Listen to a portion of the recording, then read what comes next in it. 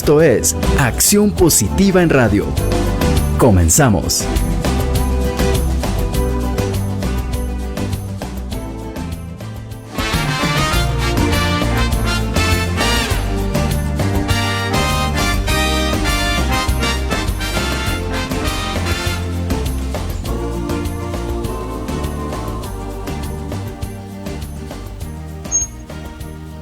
Muy buena noche, muchas gracias por estar de nuevo con nosotros acá en Acción Positiva, empezando este nuevo año, el cual pues trae muchos retos, pero también trae muchas oportunidades.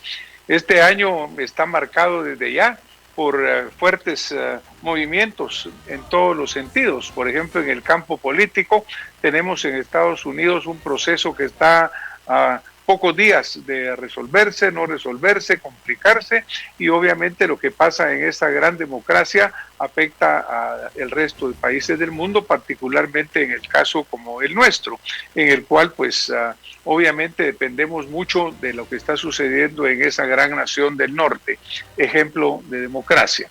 Por otro lado, estamos también ahora prácticamente acá en la misma lucha, el mismo enfrentamiento con el COVID-19, que ha sido un virus totalmente resistente, un virus que nos ha venido exponiendo, que nos ha ido retando, que nos ha ido obligando, que ha ido modificando completamente la forma en que vivimos, la forma en que trabajamos, la forma en que actuamos. Y esto realmente nos ha llevado contra la pared en muchas situaciones. Se habla de la segunda ola, pero la segunda ola se confunde con la primera, se confunde con la segunda, y ya no sabemos en cuál estamos. Y ahora se agrava con el surgimiento de una nueva cepa, la cual ha aparecido ya en Inglaterra, ha aparecido en Sudáfrica, ha empezado a aparecer en España, han aparecido casos en Alemania, y esto trae nuevas inquietudes, nuevas preguntas, nuevas incertidumbres. Es una cepa diferente. No es una cepa que sea más letal, más mortal, pero aparentemente sí es mucho más contagiosa. Y aquí es donde se produce pues el problema real. Una cepa que al incrementar la contagiosidad pues va probablemente a tener más pacientes acudiendo a los hospitales, acudiendo a los centros de salud. Y ya está teniendo un efecto muy importante en el sistema hospitalario de los países desarrollados como Estados Unidos, el cual desafortunadamente es el país más golpeado por el coronavirus en cuanto a fallecimientos, en cuanto a contagios, en cuanto a que surge y surge aparentemente en una forma imparable. Así que pues esta nueva cepa ahora viene a complicar. Y dentro de todo esto, también ahora nos surge el hecho de que la vacuna, esa vacuna que se ha estado viendo en una forma tan esperanzadora, la hemos estado buscando tanto, hemos estado preguntando cuándo aparece, pues ya apareció. Ya se hicieron las primeras inyecciones en Inglaterra el 8 de diciembre, empezó a vacunarse ya gente con la vacuna de Oxford, la cual pues tiene características especiales. Se vacunaron personas de edad avanzada, incluso se vacunó a William Shakespeare, así se llamaba, el primer caballero en Inglaterra que fue vacunado, como un llamado a recordar pues verdaderamente esto que nos estamos enfrentando, que casi que es una comedia o una tragicomedia, porque sigue adelante. En nuestra querida Guatemala, pues también estamos esperando desesperadamente esta vacuna, en medio de grandes incertidumbres, porque no sabemos cuándo viene, a qué precio, qué va a suceder, qué va a pasar con la logística de cómo se puede aplicar esta vacuna, porque no es solo el hecho de comprarla. Por ejemplo, estamos viendo en Estados Unidos en este momento, en Estados Unidos que compraron 100 millones de dosis, aparentemente de acuerdo a declaraciones del señor Trump, ya se ha llegado a un proceso de enlentecimiento, porque ya estamos viendo que no logran vacunar a la velocidad que se quisiera. Por otro lado, también la información nos hace ver que hay un gran porcentaje de ciudadanos norteamericanos que no están convencidos de que deben de recibir esta vacuna. Diferentes porcentajes, diferentes números, pero llega incluso a hablarse de un 40% de ciudadanos norteamericanos que no están convencidos de ponerse la vacuna.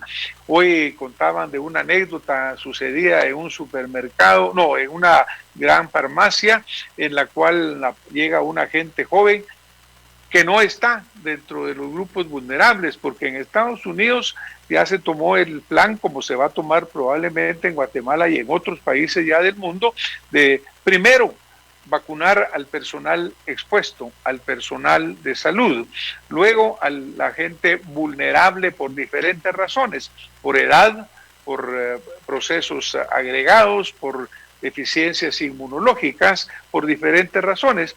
Pero este joven caballero llega a la farmacia y resulta que estando ahí, la enfermera le dice, mire, tengo estas dosis, lo voy a vacunar. Sorprendido, él dice, bueno, me vacuno, y resulta que se vacuna. Y cuando viene la averiguación de por qué, pues la enfermera dice, mire, yo estaba cumpliendo el protocolo. La vacuna, como ustedes saben, debe estar en una temperatura muy especial. La vacuna de Oxford debe estar abajo de 40 grados y cuando esa vacuna sale del almacenamiento debe ser utilizada. Aparentemente algunas personas que tenían cita no llegaron a ser vacunadas y entonces la enfermera, procediendo de acuerdo al protocolo, las utilizó con personas que estaban ahí en ese momento y que podrían utilizarla. ¿Qué va a pasar en Guatemala? ¿Cómo vamos a usar estos protocolos? ¿Qué está sucediendo con esta vacuna? En este momento tenemos que ir a un corte, pero regresamos en un momento con más acción positiva.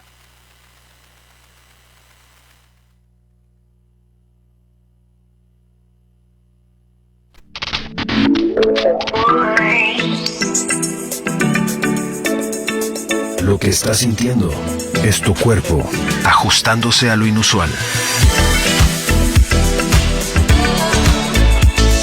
Radio Infinita, tu nuevo normal. FM 100. En Lepo, cuidamos de ti. Bajo todas las medidas de salud y seguridad, hemos abierto nuestras puertas porque sabemos lo importante que es verte y sentirte bien. Medicina estética, salón de belleza y spa. Haz tu cita al 2305-1818 o búscanos en redes sociales como Levo Guatemala. Prueba la salsita del día. Ay, qué rico pica del día. Con el picante para todas tus comidas. Productos del día con el mejor sabor y precio. Del día.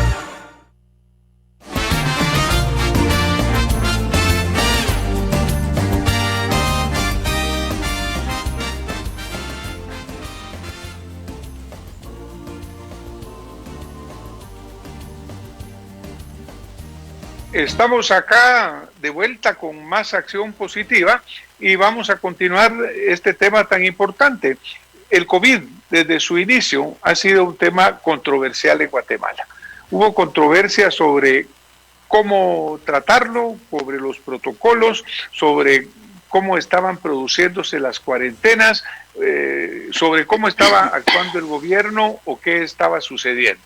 Ahora, con la vacuna continúa esta controversia, porque, bueno, ¿quiénes van a ser vacunados? ¿Habrá suficiente vacuna para todos? Ya se ha mencionado que el presupuesto que se estableció es insuficiente. Pero para hablar sobre este tema, vamos a tener distinguidas invitadas. Y nuestra primera invitada de esta noche es la doctora Zulma Calderón. Ella es defensora de la salud de los derechos humanos de Guatemala y le damos la bienvenida. Doctora Calderón, bienvenida a Acción Positiva. Buenas noches, me da un gran gusto poderlo saludar, agradeciendo nuevamente la invitación y aprovechando para enviarle un abrazo virtual de un feliz inicio de año 2021. Muchísimas gracias, doctora. Ahora a todos le agregamos que a ese abrazo que estamos compartiendo, también este año venga lleno de oportunidades y de mucha salud, porque todos queremos mantener ese privilegio de estar sanos. Doctora, a usted le ha tocado obviamente ahora estar hablando mucho sobre este tema, le ha tocado mucho estar actuando, la hemos visto muy activa, visitando hospitales, viendo cómo está la situación. Y ahora que viene pues esta segunda ola, o no sabemos exactamente en qué punto estamos, pero también viene el tema de la vacuna. Y el señor Procurador de los Derechos Humanos ya hizo una acción contra el gobierno de Guatemala pidiendo un amparo por la forma en que se está manejando el mecanismo de la compra de la vacuna, que aparentemente se está haciendo bajo una secretividad y eso pues no pareciera conveniente. ¿Cuál es la situación en este momento en relación a esa compra, doctora? Es importante que recordemos que hemos vivido una situación prácticamente similar a la de la vacuna cuando se dio la situación de las pruebas diagnósticas de COVID. Lamentablemente hemos transcurrido casi un año de la pandemia y hoy por hoy estas pruebas diagnósticas no son de acceso universal para toda la población, que es lo que se busca dentro del contexto de la defensa del derecho humano a la salud, y previendo precisamente por esos puntos álgidos que usted bien ha mencionado, esas situaciones incongruentes y difíciles de entender que se han dado en el marco de las gestiones para la compra de la vacuna. El señor Procurador y la Procuraduría de Derechos Humanos plantearon justamente este amparo buscando ese acceso universal y que se abra también la posibilidad de que a través de la vía privada también se tenga acceso a la vacuna.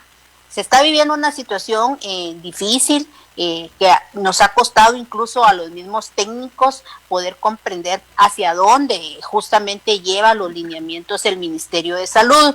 Entendemos que vivimos una situación excepcional, que nadie tenemos una receta para poder conducir esta situación difícil que se enfrenta, pero también estamos conscientes cuando volteamos los ojos hacia países como Costa Rica, como México, como Argentina, como Chile, que han iniciado ya la implementación de la vacunación y que nosotros estamos todavía en el camino en las gestiones administrativas para poder adquirir la vacuna. De hecho, todavía no se tiene incluso mucha claridad de cuáles son las vacunas que se van a adquirir o cuáles son las que van a estar disponibles en el país, y ante esta situación pues también hemos logrado evidenciar que no tenemos un plan de vacunación o un plan estratégico que marque esas líneas técnicas que deben de ser definidas por el mismo Ministerio de Salud y por el Programa Nacional de Inmunizaciones, dentro de otros, con el acompañamiento del CONAPI, para poder definir efectivamente lo que usted bien mencionaba, esa población que va a ser priorizada. No sabemos tampoco, tenemos muchas dudas sobre el tema de cómo se va a manejar la regionalización, si se va a vacunar por regiones. Todas esas son puntos técnicos importantes en este momento que el mismo ministerio no ha definido. Y entonces, si no tenemos claridad de cómo se va a manejar la planificación en la adquisición de la vacuna, llama poderosamente la atención que ya estemos hablando de esos temas de adquisiciones con esas cláusulas de confidencialidad que tanto han generado esa desconfianza dentro de la misma sociedad civil y del pueblo de Guatemala por la forma en cómo se está manejando. Y eso ha sido un denominador común, doctora, porque ya ve que desde el principio, por ejemplo, usted hablaba de las pruebas. En Guatemala nunca, jamás llegamos a hacer las 5,000 pruebas mínimas que se habló por parte del gobierno, por parte del comisionado, por parte de la OMS que lo recomendaba, que se hablaba de 5,000 pruebas mínimo. Jamás se llegó, pero la secretividad continuaba. Al final había discrepancia en el número de fallecimientos por subregistro. En fin, ha sido todo un proceso lleno de secretividad y lleno de falta de información confiable. Por ejemplo, también usted señala la logística. En Estados Unidos, pues, que se supone que tiene una organización de salud mucho más grande y en realidad la tiene, el hecho que se ha demostrado es de que no es suficiente tener la vacuna para aplicarla, porque la red logística es muy complicada. Ya ve que, por ejemplo, hay vacunas que tienen diferentes requerimientos de la temperatura. Por ejemplo, la Oxford requiere una temperatura muy baja, las otras modernas requieren menos, unas requieren 2 dosis, otras requieren solo una. Entonces yo sí creo que algo que es fundamental y clave es el hecho de que verdaderamente exista una claridad en cómo se va a cumplir esto, porque si no se está exponiendo prácticamente a la población a que no reciba la vacuna o no la reciba en condiciones adecuadas. Algo que usted mencionaba, doctora, usted decía el acceso universal a la vacuna, pero sabemos que Guatemala es un país en el cual hay muchas debilidades económicas. Usted lo que indica es que esta vacuna sea proporcionada gratuitamente por el gobierno a la inmensa cantidad de la población, o a qué qué define como universal. Sí, es efectivamente esa garantía de ese respeto al derecho humano a la salud, y en este momento excepcional del que mencionábamos, efectivamente que el Estado de Guatemala garantice de forma gratuita el acceso a todas las personas de este país a esta vacuna.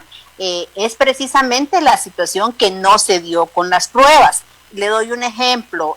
Hoy, por ejemplo, las personas, porque está vigente el protocolo de esa forma, la guía de atención clínica, que no tienen síntomas y se presentan a uno de los servicios de salud, sobre todo de la red hospitalaria, no se les realiza la prueba. Es decir, nunca tuvimos ese acceso para las personas sintomáticas respiratorias, ni hubo esa búsqueda de pacientes, ¿verdad? Y es una situación similar la que vemos venir con el tema de la vacuna. Pero hay que acotar también que en este contexto que estamos viviendo, en el cual el tema no solo de la fabricación, sino también de la adquisición de la vacuna es una carrera, la situación se torna todavía mucho más compleja, ¿verdad?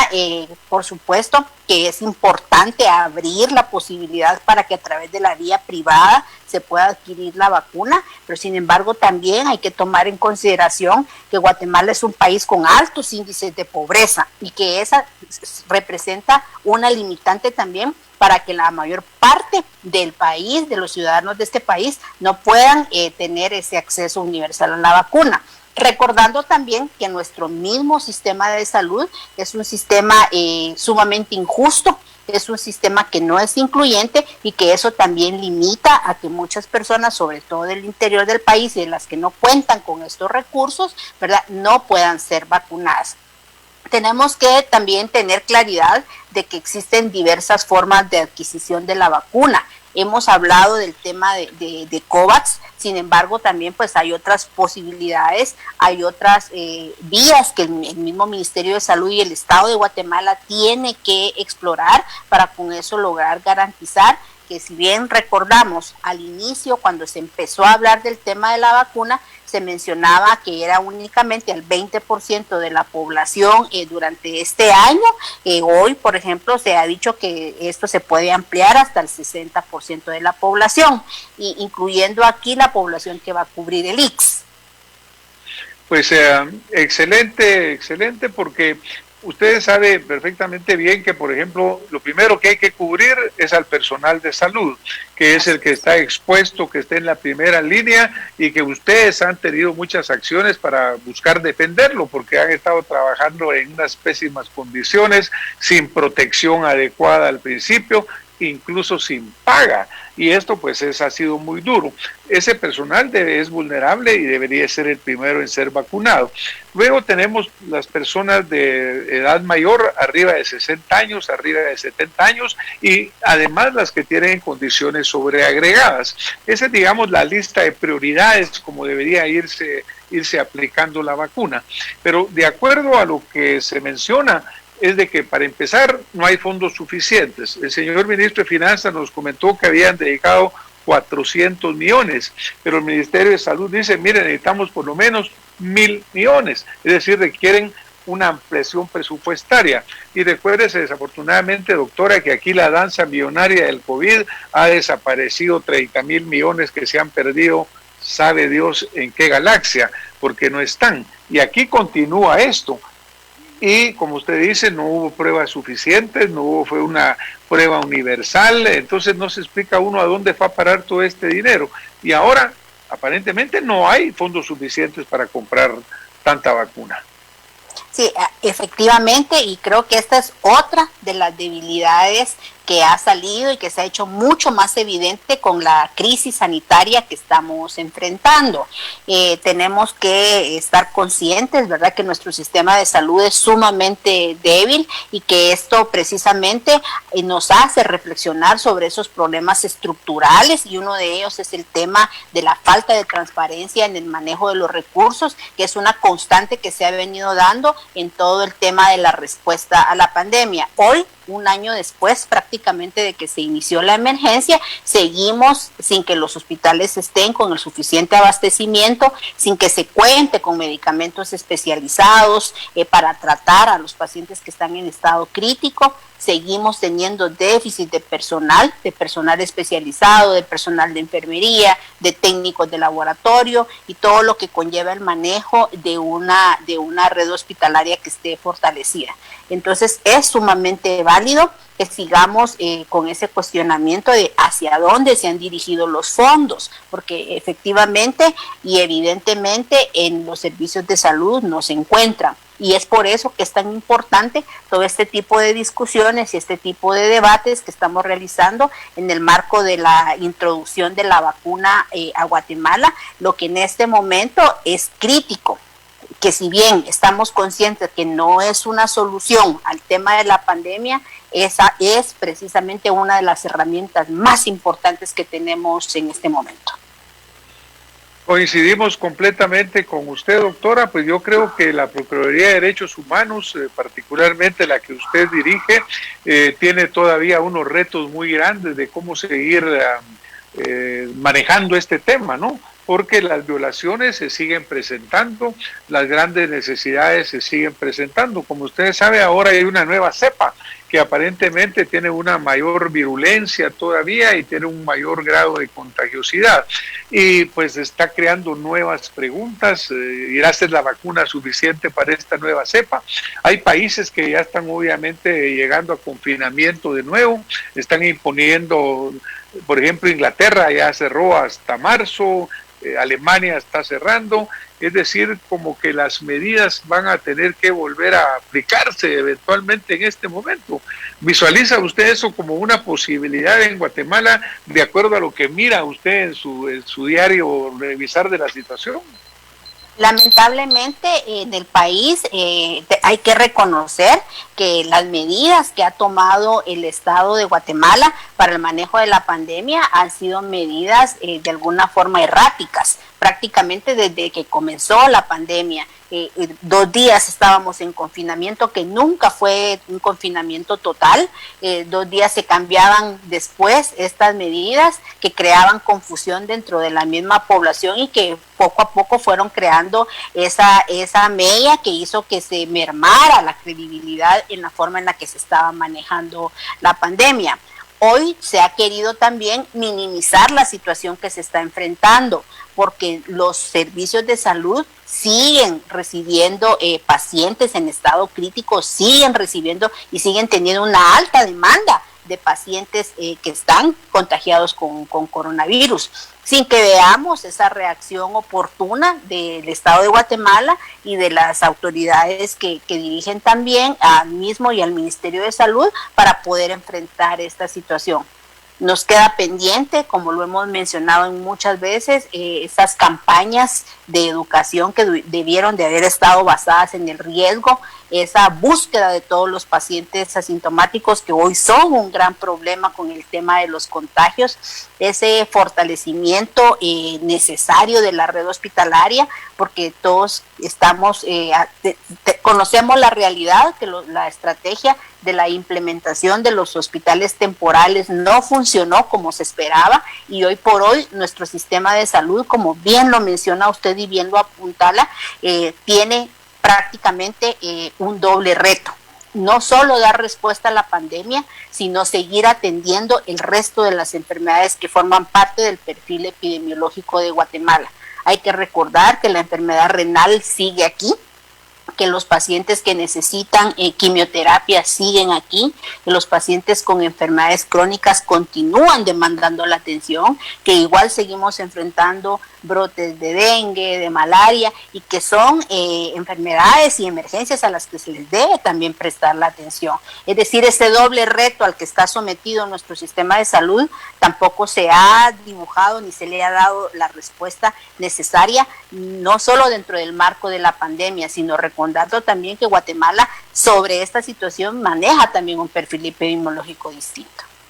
Muchísimas gracias, doctora. Tenemos que ir a un corte en este momento y regresamos pronto con más acción positiva, doctora.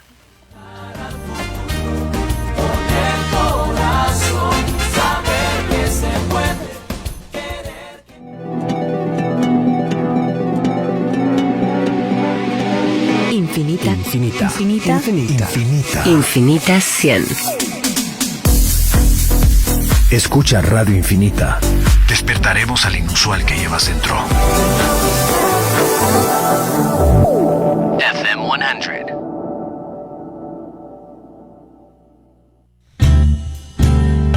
Siempre me acompaña el sabor de mi tierra al despertar, y su aroma envuelve el día con una esperanza más. Capeuleu, Capeuleu, el café que mueve al mundo.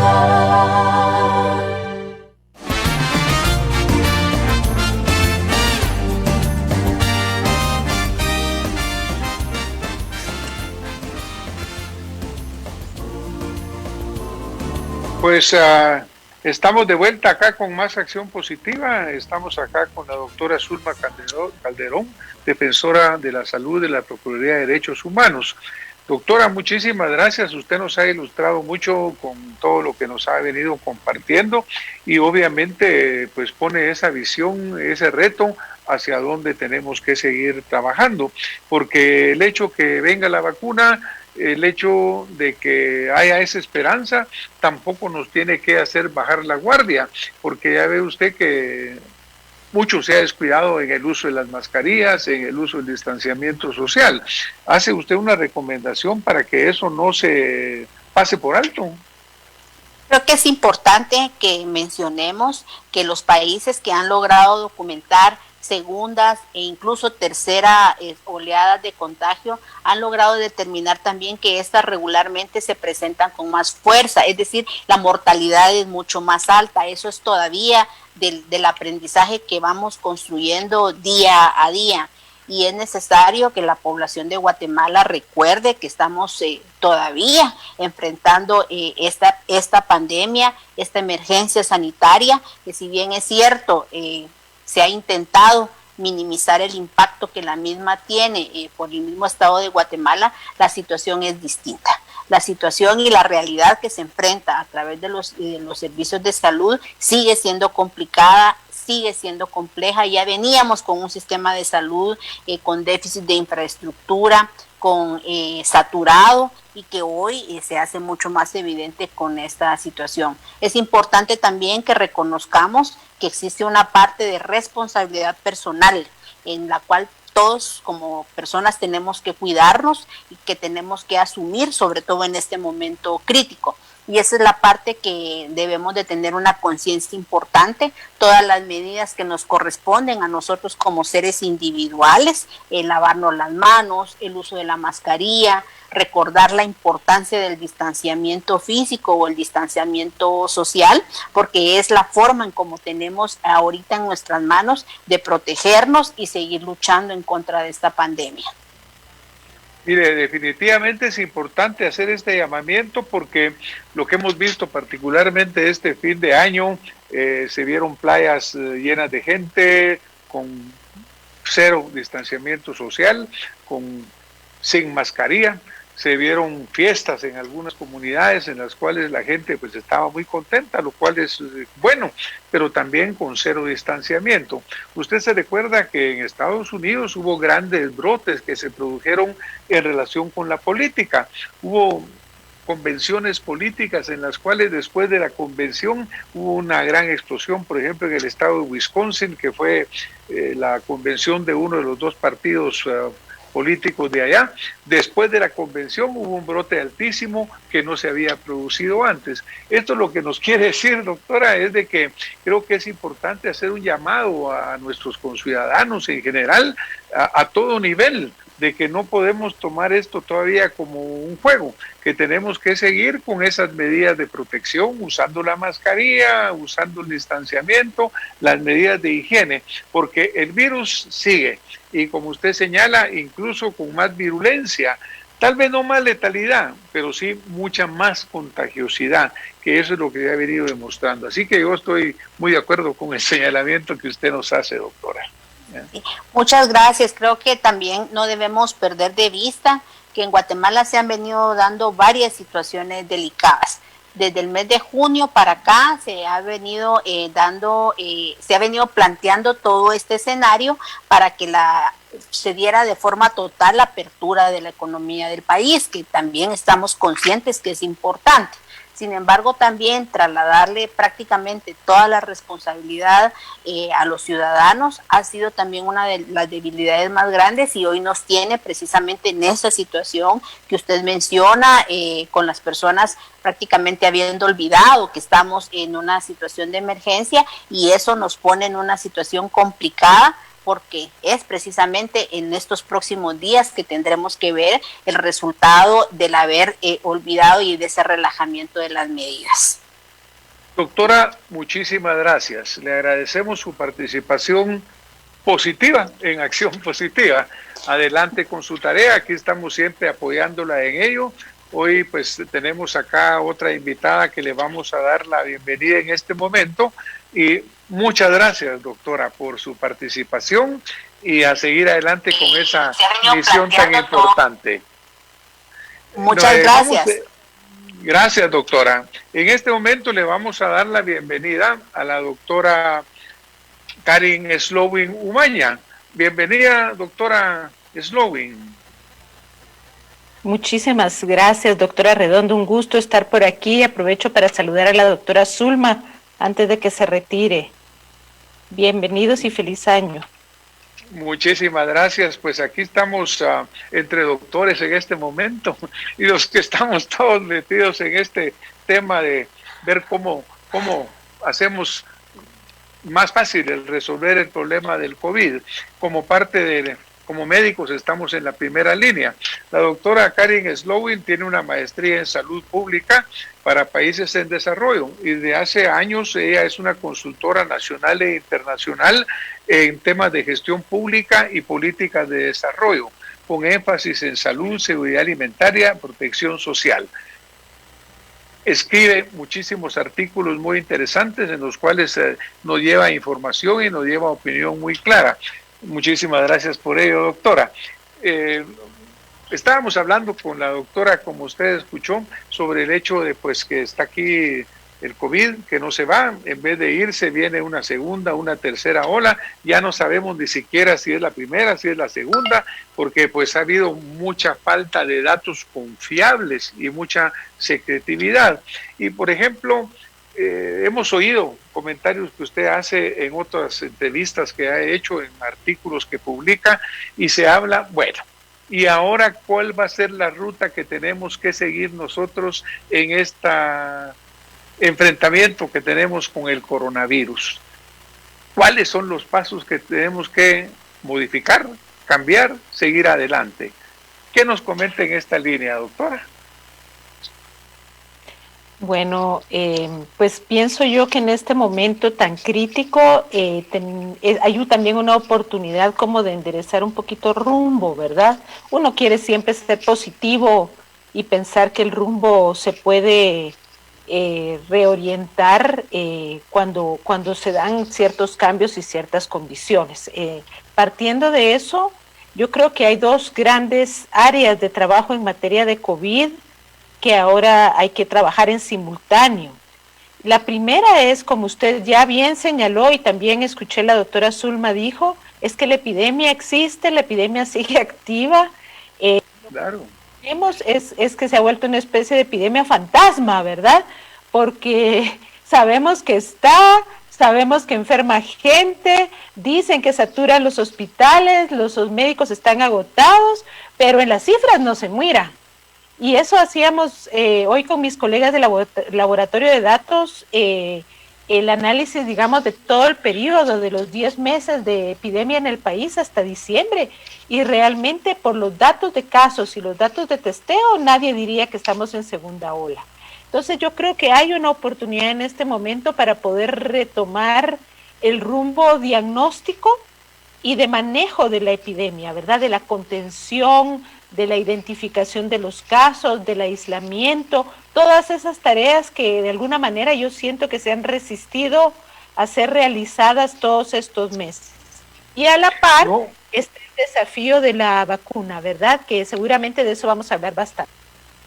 Ahora, parte de la problemática que ha existido ha sido la falta de una información confiable, porque los números, las estadísticas no han sido verdaderamente abiertas y, de nuevo, no confiables. El mismo doctor Edwin Asturias, al retirarse, mencionaba o demostró pues que los datos de mortalidad no eran correctos, que había incongruencia entre lo que el ministerio decía, lo que reportaba el ICEFI, en fin, que había diferencias. Pero ¿no cree usted que también tenemos un poco de problema al no tener datos confiables? Porque estamos pensando que no hay problema o que la mortalidad no es como debía ser.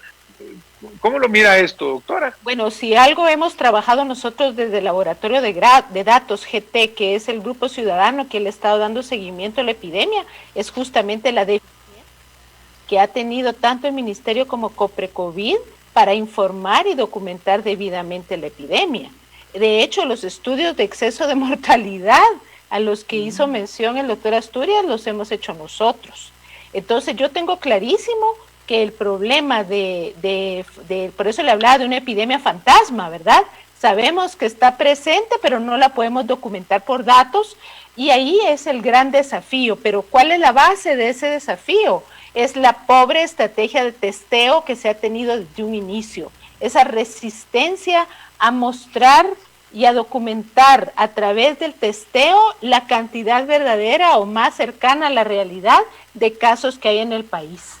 Eso en este momento, y de acuerdo al protocolo de vigilancia epidemiológica del Ministerio de Salud, requiere pruebas. Los fallecimientos para documentarlo requieren haber tenido una prueba positiva y piden eso a sabiendas de ampliar el testeo como se necesitaba en el país. Entonces, para mí, el tema del déficit de la información es un efecto, es un resultado de una política que no quisieron impulsar, de un testeo adecuado, y se traduce en un subregistro de casos y en un subregistro de fallecimientos. Pero eso no va a cambiar, doctora. Y por ejemplo, usted nos mencionaba que en su opinión había que planificar este 2021 como un año activo de la pandemia, es decir, es un año que la cosa sigue, aquí no ha parado nada. Y por ejemplo, usted mencionaba el testeo insuficiente, la necesidad del rastreo de los contactos, que tampoco se está produciendo. Entonces, esto como que nos deja una preocupación muy grande, porque las mismas deficiencias que nos han traído van a seguir y probablemente van a aumentar. Si no hay un buen testeo, si no hay un buen rastreo, tampoco puede haber un buen aislamiento comunitario. Los casos no se pueden aislar. Y frecuentemente escuchamos nosotros, miren, a no sé quién le pegó. Siempre sabemos de algún conocido, de algún amigo, de alguna familia que de repente está con COVID. Pero el dato es un poco anecdótico, porque no existe el dato estadístico científico, aunque usted, como lo señala en el laboratorio de datos, lo tienen, pero la información que anda circulando crea mucha incertidumbre. Así es, porque parte de los problemas o déficits del manejo que se plantearon para esta epidemia tiene que ver con haber privatizado el acceso a las pruebas. El Ministerio de Salud debió haber hecho acuerdos con laboratorios privados para que pudieran testear, pero que eso no significara un cobro en ese momento al usuario, porque eso iba a volverse una barrera de acceso. El planteamiento que nosotros hicimos muy al inicio era que se hicieran acuerdos de gestión con los laboratorios privados y los hospitales privados para asegurar que se pagaban los servicios, pero que no lo pagara el usuario, para que eso no fuera algo que detuviera a la gente de buscar atención. Sin embargo, no hicieron eso, terciarizaron las pruebas. Si usted mira la cantidad de pruebas que se hace, el Ministerio de hecho le pide que llegue con prueba a los hospitales, ¿verdad? Entonces, la gente, si no tiene dinero para pagarse la prueba, pues no va a ir. ¿Y a qué han recurrido? A las soluciones locales, a la automedicación, a los famosos kits, que fue también parte de la política institucional. Cuánta regulación hubo y cuánta vigilancia sobre el uso de esos kits, tampoco sabemos. ¿Por qué quiero yo pensar, digamos, que sí, con la salida de Coprecovid se abre una nueva etapa? Es porque la ministra tiene la opción de tomar ahorita temas claves. Uno es el manejo de la epidemia, ¿verdad? Porque no puede, la apuesta estratégica no puede ser solo a la vacuna, tiene que ser a ambos frentes. Si queremos, uno, reducir mortalidad, ¿verdad? Evitar que siga muriendo gente innecesariamente, pero dos, también para hacer más manejable el proceso de vacunación. Si usted no sabe bien en qué lugares tiene que priorizar la vacuna porque su testeo no le dice correctamente, ¿verdad?, dónde es que tiene más problema, pues va a ser muchísimo más difícil, especialmente porque tenemos serios problemas de cadena de frío. Entonces, mi recomendación es, el ministerio tiene que retomar el rumbo con la estrategia, no podemos ignorarla, lo que siempre han tenido pendiente tiene que retomarse y ser más transparentes con las negociaciones de la vacuna. Hay demasiados silencios que los ciudadanos vamos a llenar de una manera u otra con muchas cosas. No debería ser así, deberíamos tener la posibilidad de que el ministerio vaya informando adecuadamente cómo van esos procesos. ¿Por qué escoger? Yo tengo la gran duda, doctor, y usted que trabaja más en la clínica que yo, ¿por qué Moderna? ¿Por qué Moderna? Cuando habían otras opciones. Entonces, ¿por qué no explican ese tipo de cosas? ¿Por qué no hay estadística de los hospitales, verdad? De la saturación que supuestamente está habiendo. Esas muchas son como preguntas, las cosas, doctora. Ajá, vamos a tener que ir a un corte porque aquí ya nos están haciendo las señales. Vamos al corte y regresamos en un momento con más acción positiva.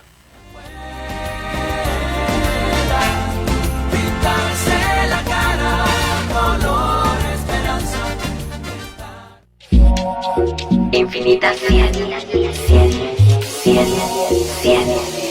Infinita 100. Estás entre inusuales. Infinita 100. FM 100.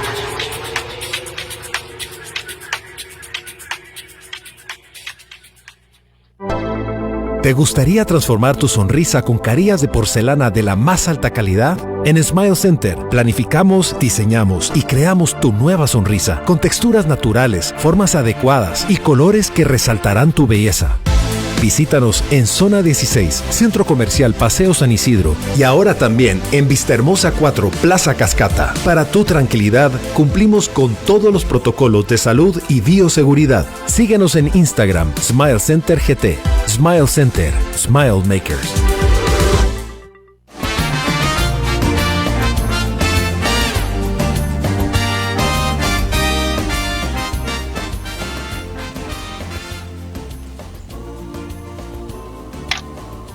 Estamos de vuelta acá con más acción positiva. Vamos a regresar con la doctora Karen Slowin.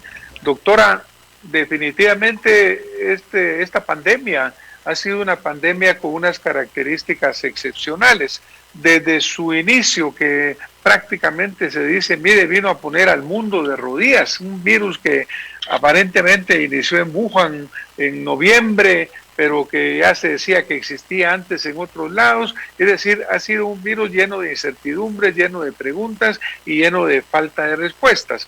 La vacuna pues es impresionante en alguna forma el desarrollo científico que se logró, porque usted recuerda que el SARS no tuvo vacuna, el MERS tampoco, VIH tampoco se ha desarrollado una vacuna, incluso para el H1N1 no se logró, y todos son primos del coronavirus. Entonces, en este caso, la comunidad científica, con lo que había aprendido, logró desarrollar más rápidamente una vacuna que ya está saliendo al mercado. ¿No le parece a usted que ahí hubo una buena confluencia de conocimiento científico? Absolutamente, mire, con todos los bemoles que pueda haber, que son comprensibles, porque era un virus nuevo dentro de la familia, ¿verdad? El coronavirus era algo nuevo. Yo creo que si algo bueno podemos ver de la naturaleza humana en este proceso, es esa capacidad increíble que la ciencia ha aportado para poder enfrentar la situación. Y le digo, yo como salubrista lo veo prácticamente desde el inicio, como cuando no se sabía ni siquiera exactamente cuál era el virus, cuál era el vector, digamos, el medio de transmisión al humano, etcétera, se empezaron a tomar las medidas de contención, se montaron esos impresionantes epidemiológicos en Wuhan, etcétera, cómo se declara la alerta internacional sanitaria, cómo se desarrolló un protocolo de salud pública, ¿verdad? Que unos países más, otros menos adoptaron. Creo que hay aquí un valor increíble en esa contribución que han hecho las ciencias de la salud a evitar que la mortandad, la letalidad, ¿verdad?, de esta epidemia sea todavía peor, como fue, por ejemplo, hace 100 años. Y no digamos el desarrollo de la vacuna. Ciertamente todavía queda mucho por saber del virus, no sabemos tampoco de los efectos de mediano plazo, no sabemos también de la vacuna, cuánto tiempo nos va a durar la inmunidad. Hay muchas incertidumbres, pero en general, desde el punto de la vista de la ciencia, creo que no ha dejado, digamos, ha cumplido. Del que nos ha fallado la política, tristemente, ¿verdad? No ha estado a la altura. Pero los políticos se han aprovechado bastante de la crisis para enriquecimientos desafortunados. Por ejemplo, usted preguntaba por qué una vacuna, por qué la otra, por qué la de Seneca, por qué la Moderna, por qué la Oxford. En realidad todo esto deberían de ser criterios muy científicos y relacionados en parte con la logística. Recuérdese que el enfriamiento que se requiere es diferente para unas que para otras. Ahora, por ejemplo, incluso en Estados Unidos se está hablando de aplicar la mitad de la dosis, aplicar solo una dosis y no la segunda, porque no está existiendo la capacidad logística de la segunda. Y eso estamos hablando de una sociedad que en teoría es mucho más estructurada que la nuestra, con una mayor capacidad.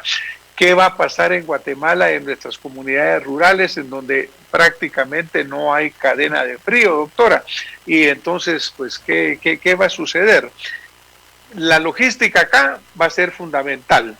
Coprecovid ya no funciona, Coprecovid como esta comisión que surgió de repente, muy probablemente, y sin entrar a juzgar a las personas, pero como comisión innecesaria, porque ahora regresa a integrarse al Ministerio de Salud, donde ya existían profesionales capaces que pudieron haberlo hecho desde el principio. Pero no vamos a criticar al Coprecovid, ni menos a las personas que estuvieron ahí, sino que vamos a criticar un sistema que se burocratizó innecesariamente y nos llevó a la serie de errores que usted señala. ¿Cómo enderezamos ese rumbo de aquí en adelante, doctora? Bueno, como le digo, yo tengo, no sé si es vana mi esperanza, pero un poco de esperanza en que la ministra puede reordenar un poco las cosas ahí. Cuando hay en un lugar más de una cabeza al mismo tiempo haciendo las cosas es mucho más difícil. Y segundo, yo creo que para que ella pueda hacer eso necesita realmente un apoyo muy fuerte del presidente, ¿verdad? Y un empoderamiento, lo voy a decir así, a la ministra para que pueda tomar verdaderamente las decisiones sobre los criterios técnicos y para que ella pueda impulsar esta agenda tan compleja y desafiante, porque si era desafiante hace 5 meses cuando ella tomó el cargo, imagínese ahora que además tiene que ver todo el tema de la vacunación también con nuestras adversidades estructurales, ¿verdad? Entonces yo creo que hay una condición fundamental y es un alineamiento realmente de respaldo presidencial a la labor de la ministra, a la labor del ministerio, transparentar los procesos, digamos, la comunidad científica mínimamente, gente como usted, gente que como la Asociación de Infectólogos, la doctora Zulma, en fin, la gente que sabe de este tema debería de saber, porque mire, el ministerio tiene un dictamen técnico no concluyendo que en este momento lo que se puede hacer es esto, ¿verdad? Y estas son las razones. Ese tipo de cosas crean confianza. Yo creo que el principal desafío ahorita de la ministra es recuperar confianza en que ella puede conducir este proceso en una dirección más, sin tanto se estira y encoge, sino impulsar estos dos brazos, ¿verdad? Atención de la epidemia y control y manejo del proceso de la vacunación, como cuando uno lleva la rienda de un caballo, ¿verdad? Llevas las dos bridas. Eso es lo que necesitamos. Ahora, obviamente se necesita el recurso económico, y hablábamos en el segmento anterior con la doctora Calderón que la señora ministra de Salud Pública habla de 1,000 millones o más para poder hacer la compra de la vacuna. Y yo le preguntaba a la doctora que cuando ella hablaba de universal, acceso universal, estaba hablando de una vacuna gratuita, porque muchísima gente no va a poder pagar, y sobre todo con este encarecimiento que produce la cadena logística. ¿Usted cree que va a ser posible que esa vacuna sea gratuita cuando ni las pruebas se hicieron gratuitamente? Porque las pruebas terminaron en gran parte privatizadas, en gran parte la gente tenía que pagar por su estudio. Gente que está bien que lo pague, lo que lo puedan hacer está bien, pero la inmensa cantidad de gente en Guatemala tal vez tiene limitación. ¿La vacuna va a ser igual, doctor? Por eso le digo, y en esto es fundamental la posición que adopte el presidente, más que la ministra, ¿verdad? Porque el tema es que para poder dar acceso universal a la vacuna hay que asignar una cantidad. Yo tengo estimado más o menos que solo para lo que ellos dijeron que van a comprar ahorita a Moderna son entre 100 y 130 millones de dólares. O sea, más o menos 800 millones de quetzales. Más lo que hay que pagarle al tax, fácilmente son 150 millones de dólares ahorita. Eso solo se puede hacer con una decisión política del presidente y el gabinete que le instruye al ministro de Finanzas que esa es la prioridad, ¿verdad? Y con una negociación que ojalá fuera respaldada por la sociedad científica y la sociedad civil, por el sector privado, porque aquí hay un tema. Yo espero, el sector privado debe entender que si aquí no alcanzamos un nivel de cobertura poblacional aceptable, el esfuerzo de vacunar individualmente no va a servir y no va a restablecerse el tejido económico adecuadamente. Entonces esto tiene un carácter estratégico que es sanitario, es de derechos humanos, pero también económico.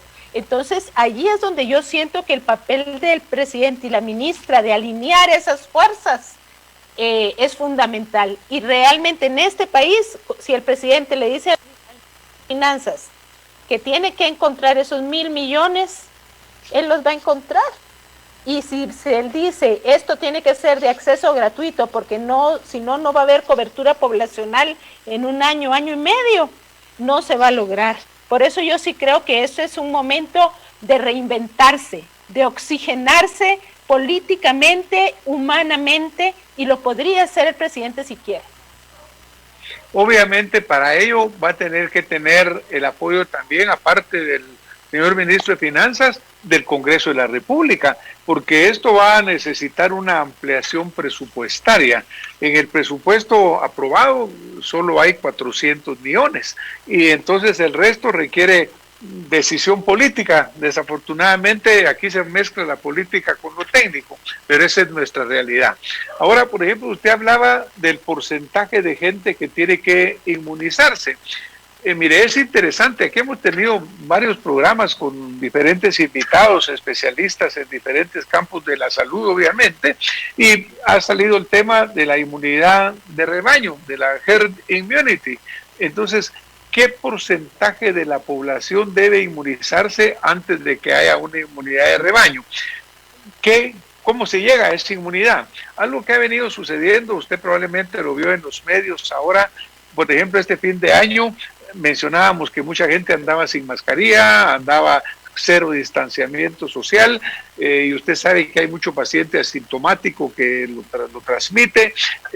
Andaban en una fiesta en un pueblo que fue famosa porque se hizo viral, aparte del virus, del coronavirus, también fue viral informáticamente, porque la gente estaba muy contenta y gozando y celebrando, pero sin mascarillas, sin distanciamiento, sin absolutamente nada. Entonces lo que va a suceder muy probablemente es de que puede haber una nueva rebrote, digamos, o una nueva cantidad de aparecimiento de casos.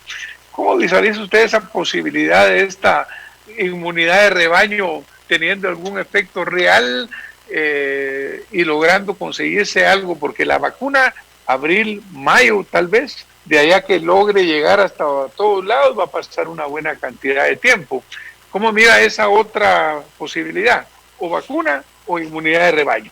Mire, es que el término de inmunidad de rebaño se usa justamente en los esquemas de inmunización. Aquí se ha utilizado incorrectamente para hablar de la transmisión, digamos, entre personas sin ningún control, ¿sí? Y que esa era la ruta para llegar. La evidencia de otros países nos muestra que la transmisión descontrolada no ha logrado alcanzar niveles de inmunidad serológica en la población como para pensar que por esa vía vamos a llegar, y lo que se ha hecho es incrementar la inmunidad. Entonces hay que asociar el concepto de inmunidad poblacional o inmunidad de rebaño al logro por la vía de la vacunación. Ese es el primer punto. El segundo punto es que idealmente tendría que haberse hecho, y ojalá todavía se haga, hay que hacer un estudio serológico en este país.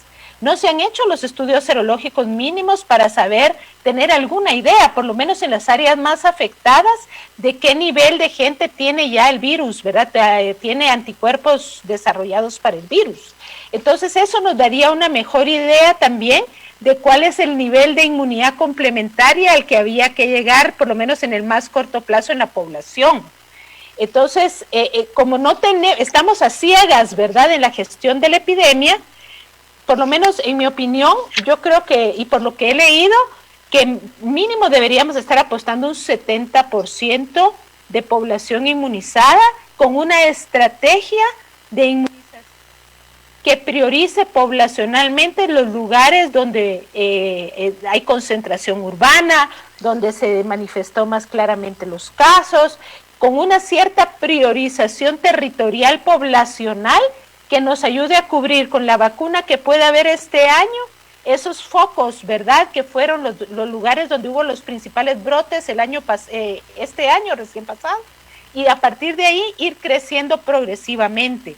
Yo pienso que el tema de la compra de la vacuna de COVID tiene que verse como un proceso que tiene que tener como una terapia de choque de corto plazo, pero que tenemos que pensar en esto, un programa que se institucionaliza y que va a tener que funcionar por varios años. Entonces, en esa combinación pero eso se llama armar estrategia. Eso es lo que yo quisiera por lo menos saber, qué estrategia está planteándose el ministerio, porque si es una estrategia de demanda, yo ciudadano que me calculo que tengo el riesgo, voy a buscar que me vacunen y llevo mi DPI, eso no va a funcionar. No vamos a alcanzar al ritmo que necesitamos esa inmunidad. Entonces tiene que haber una estrategia. Obviamente, doctora, no ha habido una estrategia desde el principio, y como se visualiza, lo más probablemente es que no haya ninguna estrategia en camino. En algún momento el señor presidente dijo literalmente, o traducido literalmente, sálvese quien pueda, ¿verdad? Y dejó pues a la población a su cuenta y riesgo. Recuérdense que también la Organización Mundial de la Salud, el señor secretario general, ha mencionado que vienen más pandemias, que esta no es la última, sino que realmente van a venir muchas más. Entonces, como que el panorama no es muy prometedor. Este es un programa que se llama Acción Positiva, pero desafortunadamente tenemos que ser realistas y objetivos, y pareciera que o se desarrolla una estrategia o se hace una disciplina real, hay una decisión política real, o verdaderamente vamos a seguir siendo flagelados por este virus y flagelados en todos los campos, económicos, sociales y de salud, obviamente, doctora. Así es, y mire, va a llegar el momento en que la brecha de inmunización entre países va a ser muy amplia y puede ser que veden el acceso a guatemaltecos si no tiene usted un pasaporte de vacuna, ¿verdad? Una constancia, como se pueda llamar. Pueden darse escenarios en donde esto tenga repercusiones en el turismo, ¿verdad? Que no se logre levantar el turismo, que es una fuente de trabajo para mucha gente en el país. Que no se logre o que se cierren, digamos, puertas para el país porque no hemos logrado los niveles de inmunidad para asegurar que no hay nuevos brotes en otros lados. Entonces yo sí coincido con usted. Aquí la ciencia ha hecho su tarea, le toca a los políticos hacer su tarea y ponerse a tiro, ¿verdad? Con lo que significa manejar aquí. El tema de manejar que yo me resuelvo sola no alcanza por esa implicación de la transmisibilidad y de la necesidad de tener un nivel de inmunidad colectiva. Entonces ahí es donde yo pues quiero ser positiva, como dice su programa, y pensar que aquí hay una oportunidad política para el presidente también de oxigenarse después de un año tan bravo como el que tuvo. Se puede oxigenar. Entonces, ojalá, ¿verdad?, estas reflexiones le puedan llegar y ver, aquí, yo lo veo como una oportunidad para él, pero tiene usted razón, ¿verdad? Hay muchos intereses tal vez en negocios que a veces no permiten que esas decisiones drásticas se puedan lograr. Vamos a ver qué pasa, pero hay que luchar porque sí, señalar por lo menos la ruta que pensamos que técnicamente es la correcta, ¿verdad? Pues muchísimas gracias, doctora. Vamos a tener que ir ya terminando este programa. Le agradecemos tanto a usted como a la doctora Zulma Calderón, que nos han enriquecido con comentarios, con visiones y con opiniones tan relevantes. Un mensaje de despedida para nuestra audiencia, doctora. ¿Qué nos quisiera dejar como el mensaje final que quisiera compartirle a la gente que está escuchando en este momento Acción Positiva? Bueno, ciudadanos, el mensaje fundamental es que la epidemia no ha pasado. Se podrá hablar menos de ella y se podrá ver menos en los datos, pero es un hecho real. El que venga la vacuna en camino no significa que ya pasó el problema. Hay que continuar tomando medidas individuales de protección y tenemos que organizarnos para exigir que el Estado haga lo que tiene que hacer para terminar con esta situación y podamos restablecer nuestra vida. Ese sería mi llamado a la audiencia que nos ve y nos escucha esta noche. Muchísimas gracias, doctora, y ojalá que también algunos políticos o incluso el señor presidente o sus funcionarios también estén escuchando el programa, porque como usted bien lo señala, aquí tiene que ser una combinación de esfuerzos y una combinación de intereses, por así decirlo. Muchísimas gracias por haber estado esta noche con nosotros en Acción Positiva, doctora.